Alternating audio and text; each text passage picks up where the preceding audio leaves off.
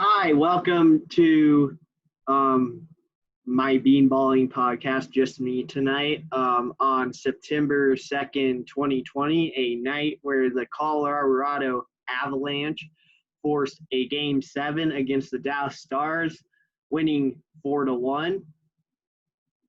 Obviously, I had my video 9 days ago, I believe. It was Monday, August 24th, where we had lost game 2, 5-2.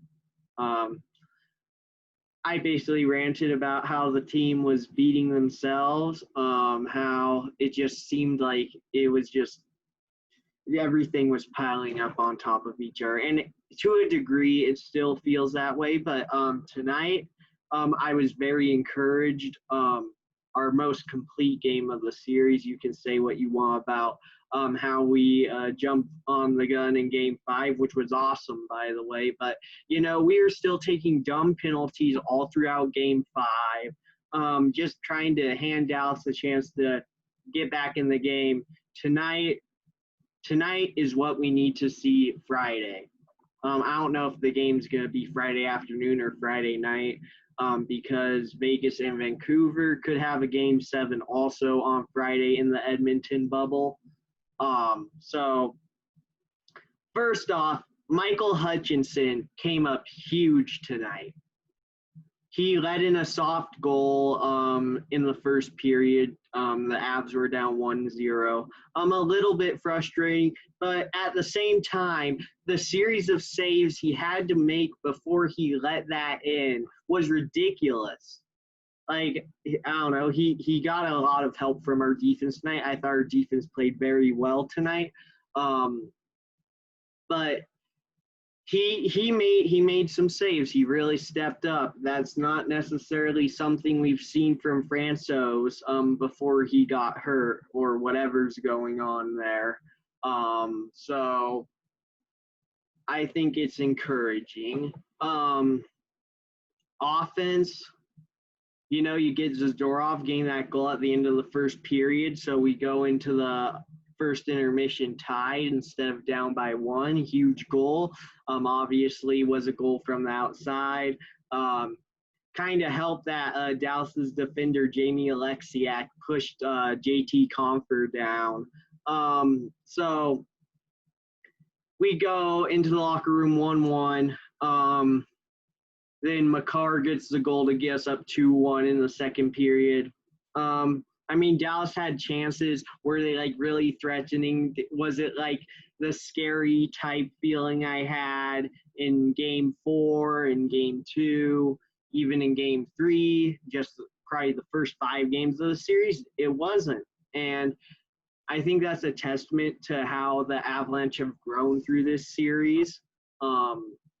Obviously, Game 4 was probably even more so of an example than Game 2. We just beat ourselves in Game 4, honestly. You give up 3 first-period goals. You go down, you try to fight back, and then that third period in Game 4, it's like, I hate to say it, but that could be the series decider.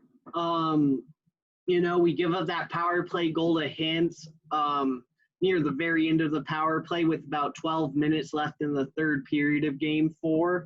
And then, obviously, the Makar and Francouz gap basically decided that game, and we get a goal with 3 seconds left to make it a 1-goal game. Then Game 5, obviously, we get 4 goals in 2:36 after being up 1-0. And then we just coasted along in Game 5, if I'm being completely honest. It was a little frustrating to watch, honestly, actually. Just because it still felt like we were the second act to the main act in the series, as far as which team was playing better. As far as Dallas being in front in the series. Now that isn't the case. I think that we've done a better job of solving Anton Khudobin. Obviously, Ben Bishop starting Game 5. Should he have started? you don't really know with how the NHL is very close to the vest with how they divulge their injury reports. But, we're in this thing. The Avalanche are in this thing. And, you can't get too high. You can't get too low. I don't know what's going to happen Friday. Game 7s are always wonky. Obviously, last year we had the Game 7 against San Jose, which I will talk about momentarily. Another game that we had, McKinnon, Landeskog, both of them were a part of, and Eric Johnson. Who knows if he's going to be able to play Friday? I doubt it. Against the Minnesota Wild. So I guess first off, this team had the 1 Game 7 last year. So in 2013, that you can't really use that to see how this team may do Friday night. Last year, we get into the playoffs. We're the number 8 seed going up against San Jose was the 2nd seed in the Pacific, but they would have been the number 2 seed in the playoffs, I believe. Yes. So, we go into that Game 7. We went down, I believe we went down 1-0, then 2-0, 2-1. Then San Jose went up 3-1. We made it 3-2, lost 3-2. Gabriel Landeskog not being able to get off the ice last year. This is a chance for the captain of the Colorado Avalanche to rectify that mistake from last year. From the outside looking in and even internally, Gabe's a really good captain. I will say that first and foremost.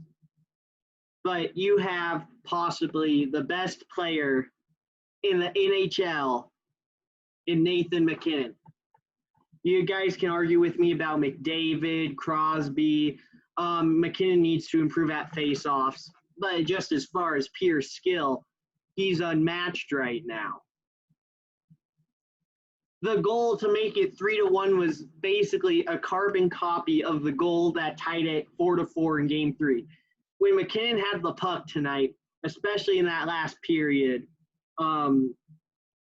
even in the second period in some parts, you were just like, oh man, Dallas can't defend him. So, Landeskog has a chance to rectify. And you know what? Honestly, if he gets the game-winning goal or does something crazy, Game 7, hopefully he's healthy. Let's put that at the forefront. Hopefully he is healthy. He did have an injury tonight, which we'll also talk about the injuries that the Avalanche face. And it's kind of honestly, I don't want to say it's a miracle that they made it to Game 7 because they still have beaten themselves this series. But, we're in a position to advance. That's all you can ask for in the NHL. So tonight, Landeskog has that injury. Connor Timmins gets injured. It's just like, when is this going to stop? Have Grubauer out, Johnson out, Calvert out. Calvert's big fourth-line guy for us when, we've started to get into a lot of tussles with Dallas. That's honestly how they made me worry in Game 5 because they started to try to get us get in our head, get in the Avalanche's head, and they succeeded to a degree. Burakovsky's goal Game 5 is huge, but it was just third period of Game 5 was very frustrating to watch, if I'm being completely honest. But just like with the Denver Nuggets, the Avalanche have a chance to advance in a series where they could have, we're they have themselves to blame in some parts of it. And, I think that means that we're a good team. I think that, there have been parts of the series where Dallas has played really well, but it just feels like game two. Game two was just stupid. We take two horrible penalties, let them tie the game up, then we allow one really bad goal, and then the fourth goal, I guess, was controversial. I just didn't really care at that point, if I'm being completely honest.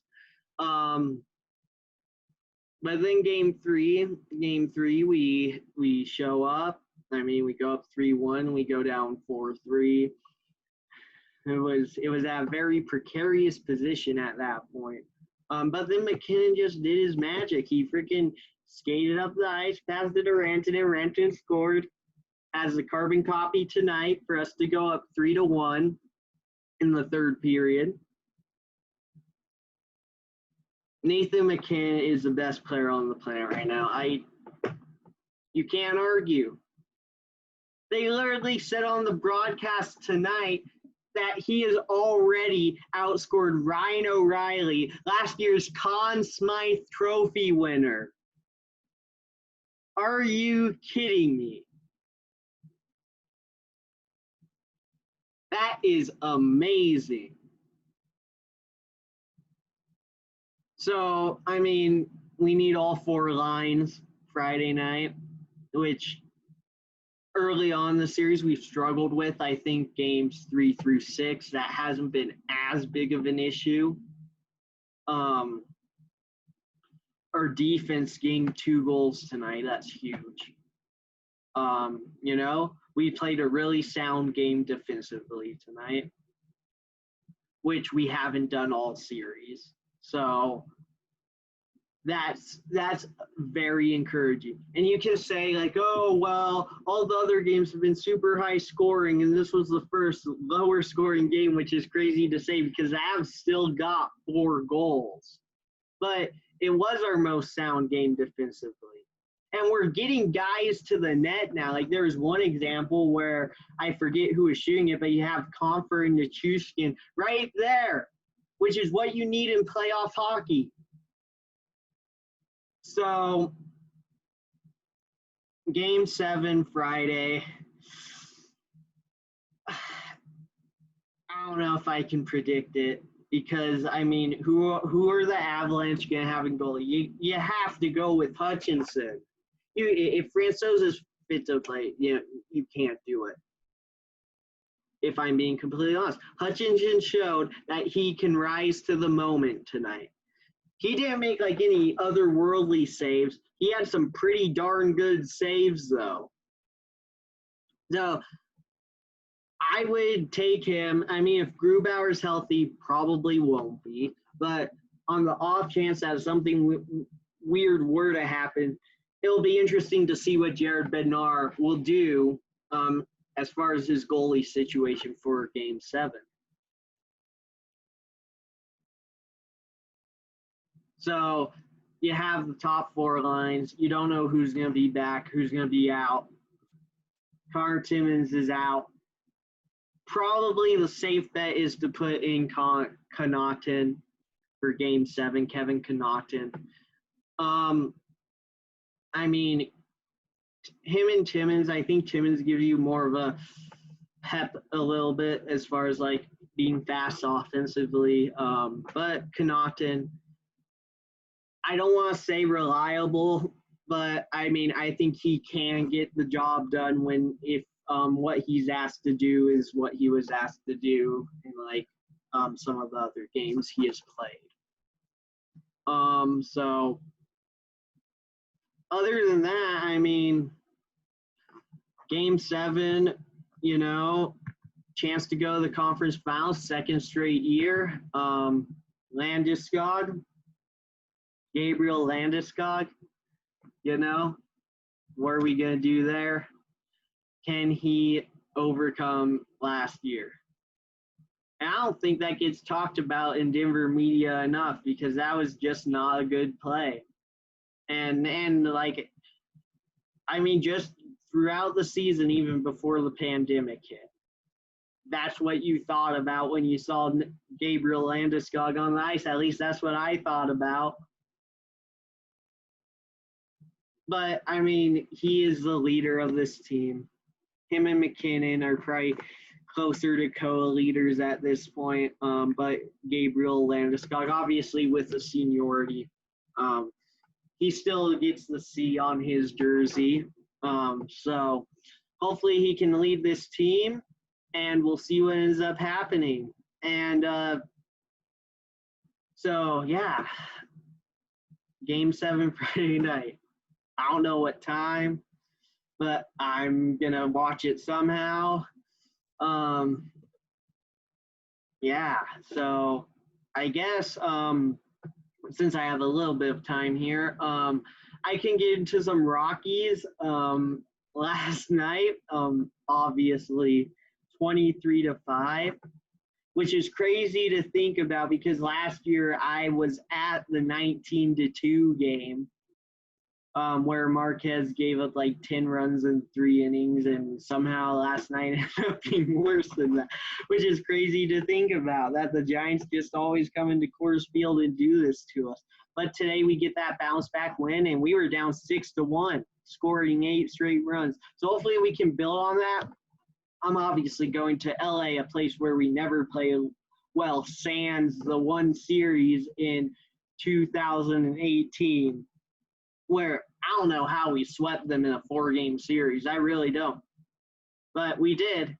So you just hope that the lineup's able to gel on the road. We have the Dodgers for 3 games and the Padres for 3 games on the road. We always play decently in San Diego, and we usually play decently against the Padres. But last series was not the case. So I mean, 2-3 homestand after the sweep of the Diamondbacks. So we're at 18-19, still in the 8th seed, which seems like the perfect spot for this team based on how the season's gone so far. Got that fast start, and then we've just been struggling since, So, I mean, I think it's going to take 30. I think we'll have to get to 500. We're 18-19 right now. Getting to 30, that's a tall order. I mean, we still have, I believe we still have 7 games left against the Dodgers. As far as the AL is concerned, we're playing the A's only for 2 games. We swept them in the 2-game series in Oakland, our second series of the season, but they're one of the best teams in the AL. They're ones against the Angels, who are not one of the best teams in the AL, but obviously have Mike Trout, and they could argue with this guy I have up back here as far as being the top players in the game, along with probably Aaron Judge. So, yeah, we'll see what happens with the Rockies. Soccer season is starting up. Like, we've already had the FA Community Shield, Arsenal being Liverpool, Paris Saint-Germain, Neymar testing positive. Hopefully he gets better. But it's going to be interesting to see what happens with that, because it seems like all these leagues are going to be like, well, we have to test having fans somehow. I think Premier League said something about wanting fans. Bayern Munich in the Super Cup against Sevilla, I believe that game is September, I want to say it's September 24 is what I want to say. But yeah, that game's going to be in Hungary, and they're going to let spectators at that game. So it'll be interesting to see what the NFL does as far as spectators. I think it's just going to have to be a really fluid situation throughout the entire season. There's just been so many conflicting reports about the pandemic in America, in the world, which I mean is really frustrating. But the only thing that I can really say about that is stay safe, respect people in your community, and honestly, just respect the world as far as it is concerned. But yeah, other than that, Avalanche win, Rockies win.